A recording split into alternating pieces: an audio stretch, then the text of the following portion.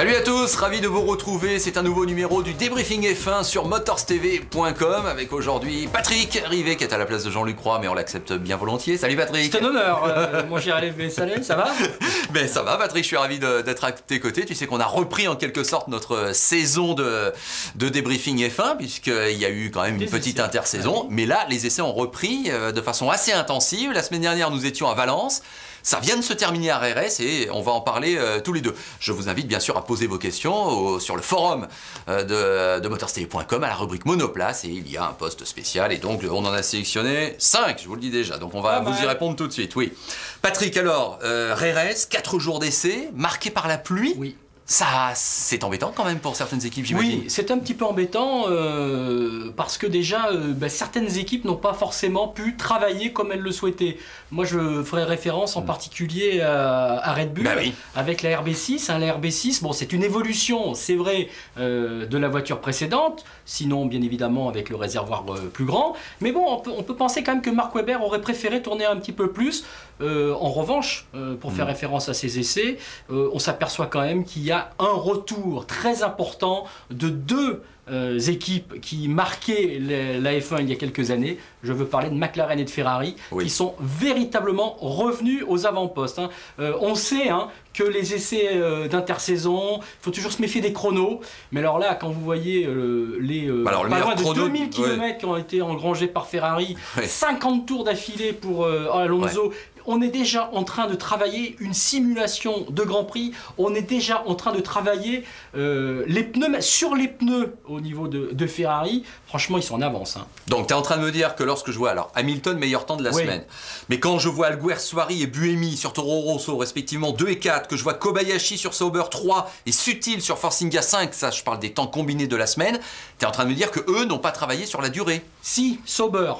Sauber a énormément travaillé également sur la durée. Kobayashi, il a fait des bons temps. Pedro de la Rosa s'est remis dans le rythme. Il a aussi fait des bons temps. On est relativement satisfait du travail sur la Sauber, qui est une voiture, là aussi, évolution de la voiture précédente. Sinon, bien sûr, le moteur. On rappelle, on est passé à un moteur Ferrari, même si, pour quelques raisons financières, on a gardé le nom de BMW Sauber. Bon, du côté de Toro Rosso, on a largement profité du temps qui est revenu sec sur la fin. Alguersuari, il a fait le chrono le même jour que Lewis Hamilton. Là encore, Lewis Hamilton, je pense qu'il aurait préféré tourner un petit peu plus. Simplement, il a montré que sur un tour rapide, la voiture était performante. Est-ce qu'elle le sera sur une durée d'un Grand Prix? Il faudra peut-être attendre on va dire Jerez 2, puisque vous savez que la semaine prochaine on retourne à Jerez, avant la grande finale des essais hivernaux qui auront lieu à Barcelone, où là on aura certainement le vrai juge de paix, ce sera Barcelone, avec certainement la possibilité de voir une amorce de hiérarchie. Bon, alors, par rapport à la durée, reprenons ce terme, je vois que Schumacher, 8e de la semaine, fait 207 tours, et qu'effectivement Alonso et Massa, qui ne sont que 15 et 16 d'un strict point de vue comptable, font 217 et 232 tours. Donc toi, tu retiens peut-être plus ce critère. Bien sûr, je retiens beaucoup plus les simulations de Grand Prix. C'est beaucoup plus important qu'un chrono. Ils ont été là, ils n'ont pas forcément travaillé jusqu'au bout, jusqu'au dernier jour, jusqu'au moment où la piste était la meilleure. En revanche, ils ont engranger des infos avec la télémétrie, et non, ça c'est vraiment très très important. Ok, allez, on commence les questions. Alors, Skitak, doit-on s'inquiéter pour Renault? Alors effectivement, Petrov 17e dans les temps cumulés de la semaine, et Kubica 7e. A priori, on se dit c'est pas si mal quand même pour Kubica 7e. Mais qu'est-ce que tu en penses de Renault? Qu'est-ce qu'on t'a dit sur ceux qui étaient sur place? Car je sais que tu as des infos. Voilà, j'ai eu au téléphone Patrick Camus. Notre confrère d'Auto Hebdo. Déjà, ce qu'il faut savoir, c'est que, à l'image de d'autres équipes, la voiture qui a tourné à Jerez la semaine dernière est loin d'être la voiture qui prendra le départ du premier Grand Prix à Bahreïn. Il y aura déjà des évolutions sur la voiture, et déjà des évolutions qui pourraient être testées dès Jerez ou en tout cas à Barcelone, avant le premier Grand Prix de Bahreïn.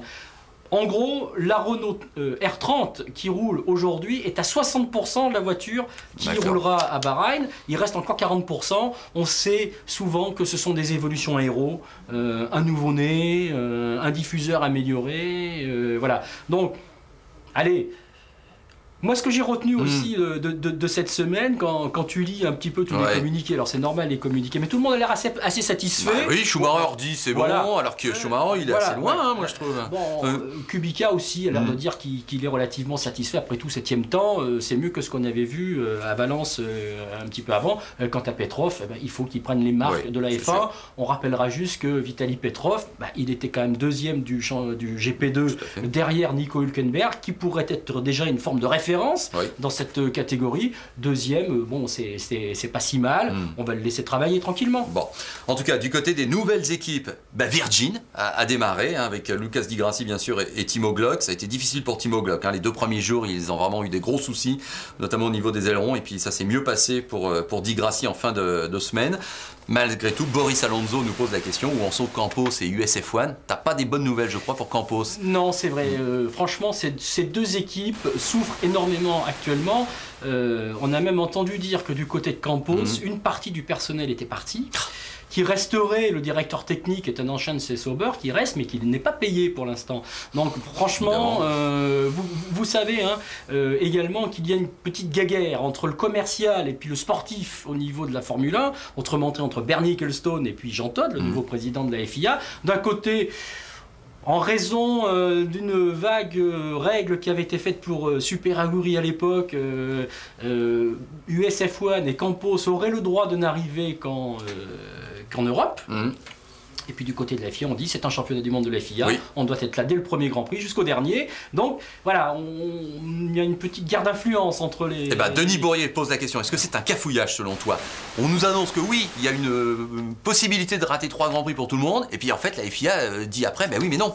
Voilà, la FIA c'est mon championnat du monde, c'est moi qui décide des règles de mon championnat du monde, et vous savez que la FIA, quand on doit participer à un championnat du monde, on s'engage à participer à toutes les manches du championnat du monde. Donc la F1 c'est comme ça. Donc mais ils y seront pas Campos. Est-ce qu'au final il va pas y avoir bon, on peut penser que la FIA met la pression sur ses équipes pour se décider vraiment, annoncer qu'elles ne peuvent pas disputer le championnat du monde, ou négocier entre guillemets une sorte de laissez-nous arriver un petit peu plus tard. Mais c'est vrai que du côté du SF1 on a du mal à boucler les budgets, et puis du côté de Campos aussi. Donc est-ce à dire qu'il y aura 2 équipes en moins au championnat du monde 2010 et non pas simplement pour les 3 premiers Grands Prix? La question peut être posée, et bon, ça pourrait être une porte ouverte pour Stéphane GP, dont on sait que ce projet repose sur la structure Toyota. Oui, ce qui est effectivement pas mal sur le papier. Pas mal. Alors 2 petites questions pour terminer. Mac Alonso, quel avenir en F1 pour Romain Grosjean? Moi j'ose dire qu'on n'en a pas vraiment des nouvelles de Romain Grosjean. Je suis très inquiet, je vois pas comment il peut se recaser. Je vois pas où. Voilà, à part éventuellement un poste de numéro 3, comme il l'a été. Mais non, ça paraît qui n'a pas été annoncé. Et puis chez Renault, on a bien vu, il y a 3 pilotes d'IDC, donc c'est sûr que c'est plus pour lui. Non, on peut penser que ça sera difficile. Et puis Domino, qui a vu comme nous que la Lotus avait été présentée en grande pompe, et que les couleurs sont superbes. C'est vrai que petit moment d'émotion quand on voit ce bleu, ce vert, ce vert anglais. Lotus, fabuleux. Lotus, voiture dessinée par Mike Gascoigne. Alors, même si par moment on peut penser que Gascoigne est un ancien très bon ingénieur de la F1, il a quand même une expérience assez solide. Ça a quand même été un designer qui a fait des très très belles voitures à une certaine époque. Et elle est pas mal, elle est jolie. Elle est jolie cette. Elle se présente bien.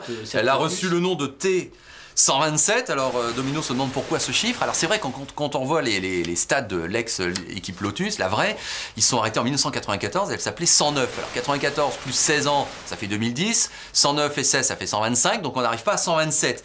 Est-ce qu'on compte effectivement des saisons et non pas des années, auquel cas on arriverait à ce chiffre de 18? Mais je pense que c'est l'explication logique, c'est forcé.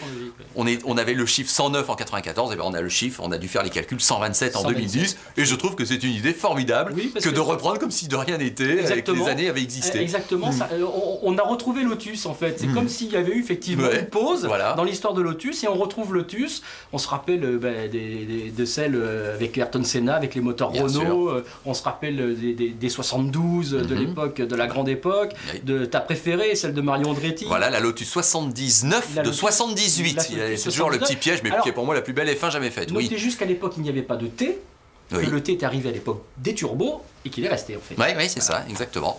Mais Lotus, ça avait pas mal terminé dans les années 90. Je me souviens de coups d'éclat d'Hakkinen, Herbert, hein, c'était pas mal. Hein. Ouais, c'était un petit peu difficile. Ouais, mais ils arrivaient à se montrer. Ouais, tout à fait. Ouais. En tout cas, ça nous fait plaisir de les voir. Voilà, on va s'arrêter là pour cette semaine, Patrick. Donc tu l'as dit, la semaine prochaine, on aura de nouveau des petites analyses à faire et de nouveau des chiffres à analyser et des enseignements à tirer de ces essais, car le compte à rebours est entamé. Hein. C'est le 14 mars le premier Grand Prix, c'est très vite. La question, LFB, elle est toute simple. Est-ce qu'on va bien retrouver une bande des 4 la saison prochaine? Donc Ferrari, McLaren, Brown GP, toujours avec quand Mercedes. même des... Voilà, Brown GP devenu Mercedes, avec quand même des petits soucis apparemment de transfert de masse. Dixit Schumacher et puis Red Bull. Red Bull qui attend certainement beaucoup, on le répète pour terminer, de cette deuxième semaine à Jerez. Bah oui, parce que Vettel seulement 14e de la semaine et Weber 18e. Hein. C'est sûr que là, faut s'y mettre peut-être, messieurs.